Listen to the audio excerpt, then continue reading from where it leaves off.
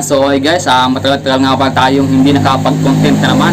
So ngayon ay meron tayong panibagong video at meron tayong panibagong content dito sa YouTube channel. So ayan, bago tayo magsimula at bago tayo mag-unboxing guys, ay maraming salamat pala muna sa mga subscribers ko, sa mga nilalike ng video ko, maraming salamat. Then sa Facebook page ko na Dennis Vlog, yan, sa mga hindi pa nakapalaw na ng aking Facebook page na Dennis Vlog. At palike ng mga video, pa-share, comment na rin kayo. Mag-unboxing na tayo. Grabe guys, ito yung excited ako guys na i-unbox to. So sabay-sabay natin itong i-unbox. Siguro naman ay nabasa niyo yung ating title, kung ano yung ating i-unbox. Kaya hindi na siguro ito magiging surprise. Pero para sa akin guys ay excited talaga ako. Dahil first time kong magkaroon ng ganitong fishing rod. Fishing rod to guys. Grabe, ang bigat ito sa bulsa, pero okay lang. Kasi kung bibili ng mga local ay ganoon din, pamahal ako lalo. Kaya ito na lang binili ko. Bigat sa bulsa talaga, pero okay lang. Grabe kasi guys yung spot dun sa Calaguas Island, dun sa pinsan ko. Yan, sa mga hindi pa nakapanood ng video ko na yon, nung nangawit ako doon, pakihanap na lang guys sa channel ko. Papasabag talaga itong rod natin ito kapag tayo ay nakapunta ulit ng Calaguas Island. So pinaghahandaan ko siya talaga guys. Ngayon pa lang, marami na akong piniling mga lure. Tsaka pala, dun sa store na binilang ko ito, shout out nga pala sa Fishers of Men.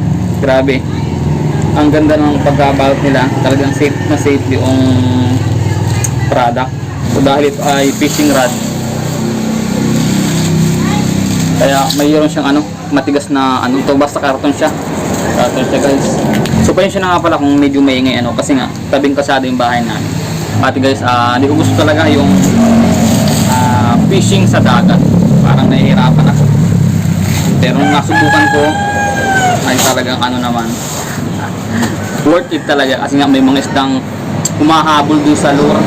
So may mga barakuda, saka yung talakito, tapos iba pang isda. So kaya pinaghandaan ko talaga siya ngayon. So beginner pa lang ako, pero gusto ko talaga matuto. Kasi pag yun sa mga sapa, alam ko naman na yung kung paano magkawil sa sapa. Sa dagat kasi hindi masyado. Saka marami isda guys, marami isda na iba-ibang klase, iba-ibang pangalan. Kaya nakaka-excite kasi iba-iba ang iba-ibang itsura nila, di ba? Habang nag-unbox tayo nito, share ko sa inyo. Ayun. So yung mga spot nga pala dito sa sapa, yung yung sa may ilalim ng tulay, nalason. Dahil sa sa mga planta guys. Kasi may mga planta dito ng minahan. So yun ay merong cyanide. Ayun, todas. Dalawang sunod. Isang linggo lang ang pagitan. Kaya ang daming lumutan na isda, mga karpa, tilapia, hito, dalag. So iba-iba pang klaseng isda. So nakahuli ako ng karpa. Siguro may kalahating kilo. Hindi ko na ibinidyo kasi kukunti din naman yung huli ko, isang piraso lang yung huli ko. Kaya yung spot na pinagkakawalan natin sa may ilalim ng tulay, sana malabo ng yun. Matagal bago siya makarecover. Excited na ako guys. Pinakamahal na fishing rod na binili ko sa online. Pero pag nakakita ko na to, ako masasatisfied na talagang sulit yung ibinayad ko dito. Grabe guys, ang haba nito. Ang bango. So guys, brand reveal tayo sa fishing rod. So hindi to guys sponsor. Ito talaga ay binili ko, pinag-ipunan ko.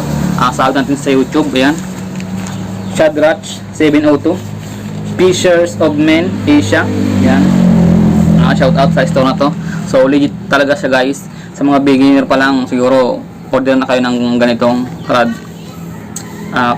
Kahit beginner kayo, so okay lang naman kung bumili ng mumurahin. di ba? Kung ang tagalibangan lang.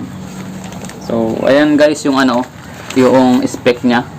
So, beginner ako kaya medyo naintindihan ko naman siya. Grabe guys. Ang wala lang sa akin yung reel. Mag-iipon pa ako ng pambili ng reel. Dahil masahod na naman tayo sa YouTube. Yan, maraming salamat na guys sa mga hindi nag-skip ng ads. Oh, saan ang bukasan ito? Dito sa kabila. Mali ang bukas ko. So, ang bango guys. Ang ganda nung nung lagayan niya. Pictures of Man.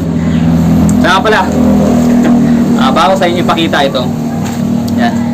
Bali na, grabe guys, talaga, lagi akong nanonood ng mga video ni Master Eli, Sabang Angler. Yan. So, siya talaga yung, para sa akin, number 1 na magaling mangawid o magaling mamingwit sa dagat. Yun talaga, wala akong masabi. Magaling din siya magturo. Yan. Then yung rod niya, yung rod niya ay ganito. Wow, grabe guys, ang ganda. First time talaga magkaroon ng ganitong fishing rod. Grabe. Grabe guys, ang ganda. Bango. Ano?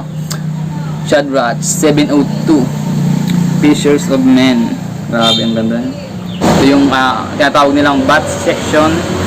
Yan, meron siyang logo din. Ganda ng niya, pagkagawa talaga. Pulido. Nakahol na ako ng mga talakitok ng talakitok ng mga malalaki. Mga 1 kilohin lang, malakas na yun. Pero hindi tayo mawawalan dun sa Calagwas Island, dun sa mga pinsan ko. Ito yung tip. Yan, medium tip. So, ang ganda rin ng kulay niya. Ang kulay niya, siya, parang dark violet ang kulay niya. So, ito nga pala ay 2 tip. So, dalawa yung tip niya. Yung isa ay medium, at ito naman ay medium light o ML. Ayan. Guys, grabe. Ang ganda ng niya. Yung mga ring guide, yan. Ganda guys. So yung medium light, ang liit talaga. Yung nabeben siya. Ganda. First time ko magkaroon ng ganito kamahal na fishing rod. Hindi ko akalain na makakabila ko ng ganitong fishing rod. Naalit na rin ako sa pangawin sa dagat. Pero hindi masyado ilang beses pa lang ako nakapagkawin. So ito, kumuhuli ito ng mga malalaking isda. Kasi nga, pinapanood ko siya kay Master Eli. Ayan. Ang ganda. Grabe guys, ang ganda. Ang haba. 7.0. Wow. Grabe, solid. Gagamitin ko to guys sa Calagwas Island. So hopefully sa next year magpunta tayo, kapag fishing tayo doon gamit ito. And pupuntahan ko yung mga hindi ko pa napuntahan doon sa Calagwas Island dahil may gusto pa akong puntahan doon na spot na tingin ko ay maraming isda. So doon pa lang sa pinuntahan natin na isla, doon sa tinatawag Cagtalisay ay marami tayong isda. So may hindi ko na videohan doon yung siya. Paghulog ko lang nung nung bala, nung fishing lure. Biglang kinakatagad, hindi ko na videohan yun. Guys. So siya nga pala, ang gagamitin pa nating camera din ay bago na rin, GoPro N11. So yun ay naipon ko din sa pag-vlog natin. Siyempre, dahil sa inyo, sa panood nyo ang video ko, sa hindi pag-skip ng ads. Ayan. Grabe guys, napakasulit, ang ganda. Grabe. Shoutout talaga sa Pictures of Men, Shadrach 702. So ang kulang na lang ay yung reel, yung ganyan. Grabe guys, solid, ang ganda. Wala akong masabi kung di maganda. So yung reel na bibilhin din natin ay pag-iipunan ko pa. So next sahod natin sa YouTube, magtatabi ako ng pera pambili ng, subukan natin ito kapag nandun tayo. So sana ay panoorin nyo guys, at sana ay hintayin nyo yung time na yon. Next year pa, matagal pa. At ano pa, yun siguro yung masabi ko. So maraming salamat. Wala akong masabi kung di maganda. Grabe. So ayan guys, yun na siguro yung masabi ko sa inyo. Then hindi ko alam kung kailan ulit ako makapag-upload ng video. So hopefully ay upload ako ng video, dahil nakakamiss ang gumawa ng content dito sa YouTube. So yun na siguro guys, maraming salamat sa lahat ng sumusuporta sa akin sa Dance Vlog. Maraming salamat sa Facebook page ko. Huwag niyo kalimutan guys, follow, like ng video, comment kayo doon. So peace on mga master.